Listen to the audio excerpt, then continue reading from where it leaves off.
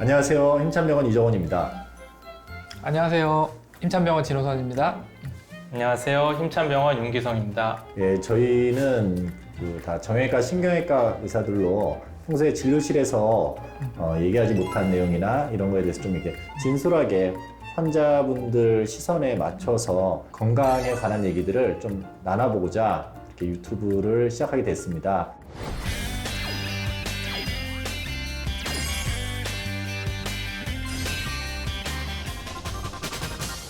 요즘에 날씨도 좋아서 자전거 타시는 분들 많고 근력 강화나 아니면 재활, 취미로서도 자전거를 타시는 분들이 되게 많고요. 제가 듣기로는 자전거 동호인 인구가 300만을 넘었다고 합니다. 우리 주변에 보면은 누구나 자전거를 다 타봤고 어떤 분들은 자덕이라고 해서 되게 전문적으로 타시는 분들도 많이 계시는데 오늘은 저희가 이런 자전거에 대한 얘기를 해볼까 합니다.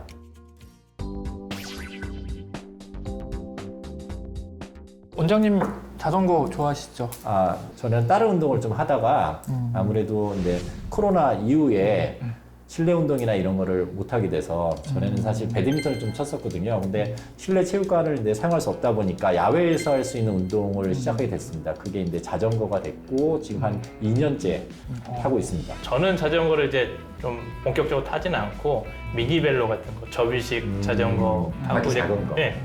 접어가지고 좀 차에도 싣고 옮겨 다니고 탈 수 있고 가족들하고 같이 나들이 가서 탈 수 있고 장거리는 이제 못 타고요. 애기들하고 같이 타다 보니까 가까운 한 10km 이하 그 정도만 해도 사실은 안 타던 사람은 상당한 운동량이 되는 것 같다고 땀도 흠뻑 나고. 네.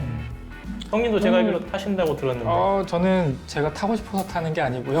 딸아이가 자전거를 타는 걸 좋아해서 10분, 15분 이렇게 짧게 타고 있습니다. 자전거 직접 타보시니까 정형외과 선생님으로서 어떤 점이 이제 관절이나 이런 데 도움이 되고 또 어떤 부분에 대해서는 좀 무리가 되거나 해가 될 수도 있겠다 이런 것들 좀 느끼신 게 있으시면. 실제로 자전거를 타보면 제가 예전에 이렇게 경험하지 못했던 그런 것들을 좀 많이 해보거든요. 이 좋은 걸 예전에 몰랐지? 이 바람을 가르면서 가는 그런 느낌이 해보니까 너무너무 좋더라고요. 그래서 다른 운동보다도 이게 큰 사고만 없다면 이게 좀 관절에 무리가 안 가는 그런 운동이거든요. 그래서 저도 사실 환자들한테 되게 많이 자전거를 타는 거에 대해서 권하고 그랬는데 제가 직접 타보니까 나름대로 여기저기 좀 불편하거나 이런 것도 있더라고요. 그래서 이런 거에 대해서 제가 한번 생각해보고 얘기를 좀 드려볼까 생각합니다. 자전거는 이제 크게 뭐 여러 종류가 있지만 크게는 이제 뭐 MTB나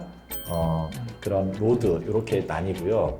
로드는 이런 평평한 길을 다니는데 최적화되어 있는 그런 겁니다. 그래서 타이어 두께가 얇고 조금만 돌려도 속도를 내기 쉬워서 빠른 속도로 갈 수 있는 그런 장점이 있는데 반해서 MTB는 타이어가 두껍죠. 왜냐하면 비포장도로를 다녀야 되기 때문에 충격 흡수도 잘해야 되고 산악 같은 데로 오르막 내리막 다니는 데 좀 유용하게 돼 있어서요.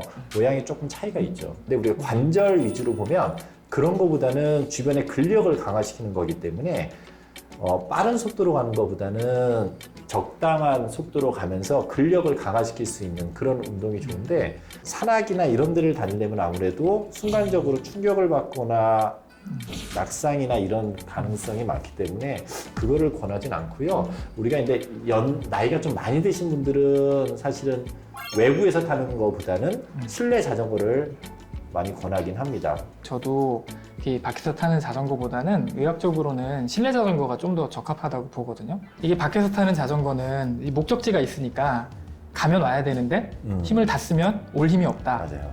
그리고 이 힘을 다 쓰기 위해서 있는 힘껏 달리면 속도도 빨라지고 사고 위험이 높아지는데 이 실내 자전거는 이제 그런 게 없기 때문에 운동 효과로 따졌을 때는 실내 자전거가 더 좋다라고 저희는 보통 설명을 하거든요. 등산도 비슷한 것 같아요. 왜냐면 사람들이 다치는 게 등산에 갔다가 항상 다치는 거는 올라갈 때 안 다쳐요. 내려올 때 다치거든요. 왜냐면 집에 가야 되잖아요. 힘이 없어요. 다리에 힘이 풀렸어요. 그러면 이제 근력이 받쳐주지 못하면 관절 안에 있는 연골 손상이나 이런 것들이 쉽게 올 수가 있습니다. 그래서 어디를 가는 것만 사람들이 생각하지 말고 운동을 할 때는 올 때까지 고려해서 체력적인 조건을 감안을 해서 계획을 짜는 게 중요할 거라고 생각을 합니다. 신경외과에서 이제 척추 환자들 관점에서 보면 척추 손상을 가장 많이 일으키는 그 운동으로 1위가 자전거입니다. 자전거. 자전거. 자전거. 아까 말씀하신 대로 실외 자전거 대부분 상체를 좀 숙인 채로 탑니다. 그래서 앉아 있는 것도 안 좋은데 상체를 더 숙이게 되면 하중이 더 많이 가해지는 상황이 오기 때문에 될 수 있으면 허리를 좀 세워서 타시는 게 좋고요. 그게 좀 힘드시다고 하면 실내에서 타면 그래도 조금 더 자세를 편하게 잡고 탈 수가 있습니다. 상체를 좀 세워서 그렇게 타시는 게 조금 더 도움이 될 수가 있고 시간 될 수 있으면 30분이라도 짧게. 이거는 이제 허리가 안 좋으신 분들에 대해서 말씀드리는 거고요. 또 너무 안 좋으신 분들은 아예 자전거 앉아서 타시는 게 부담스러우신 분들은 피하시는 게 맞고요.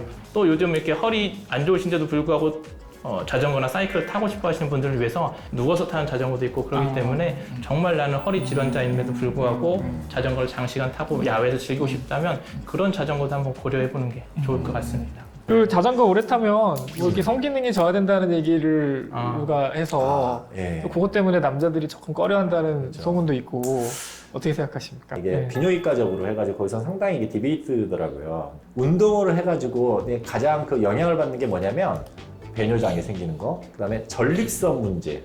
그러니까 사실 배뇨장애랑 관련이 있는 거거든요. 두 번째가 이제 이렉타일 디스펑션, 그러니까 발기부전.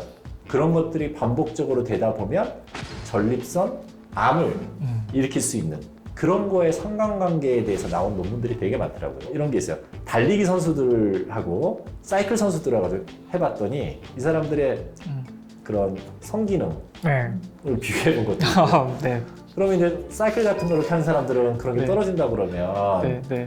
사실 그래야 되는데 네. 전개상 사이클이 떨어져야 되는데 실제로 안 떨어지더라. 그렇죠. 네, 그런 것도 있고 그 다음에 예를 들어서 자전거를 평생 타는 그런 프로 선수들 네. 프로 선수들 같은 경우는 전립선 염이나 전립선 암이 생길 가능성이 더 많아야 될 거 아니에요. 그래서 네. 이 사람들을 해가지고 우리가 PSA라고 해서 전립선 암을 확인할 수 있는 표지자를 이제 검사를 쫙 해봤어요. 그룹을 만들어가지고 했더니 별 차이가 없다.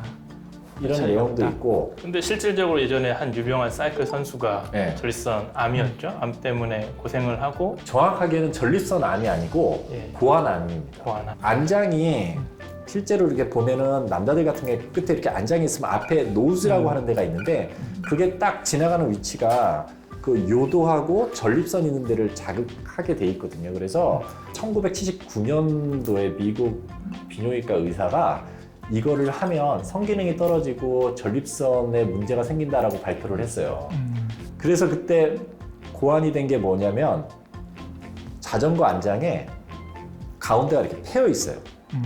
그리고 이 안장의 앞부위가 이 코 있는 데가 아래쪽으로 이렇게 내려가 있어서 위로 올라가서 자극을 주는 걸 최대한 줄이게. 근데 20년이 지나서 또 다른 연구 결과가 나왔는데 이거는 큰 차이가 없더라. 큰 상관이 없다. 네. 라는 게 돼 있어서 지금도 이렇게 보면 되게 서로 양쪽의 의견들이 돼 있는데 그 중에서 이제 좀 일관되게 얘기하는 거는 고강도 훈련을 하는 거는 분명히 전립선에 영향을 많이 준다.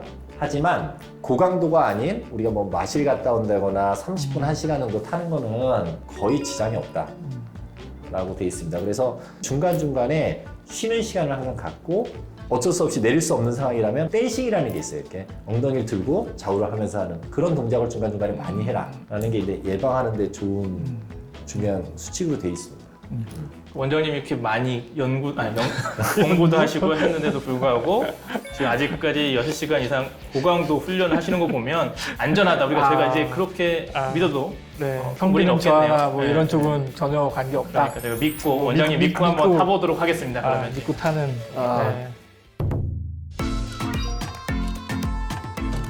제가 이제 뭐 춘천도 가고 막 그러거든요. 여기서 한 100km 됩니다. 뭐 안장 높이 같은 거 중요해요. 매우 중요하죠. 우리 자덕들은 또 간지라는 게 있어요. 안장을 쫙 올립니다.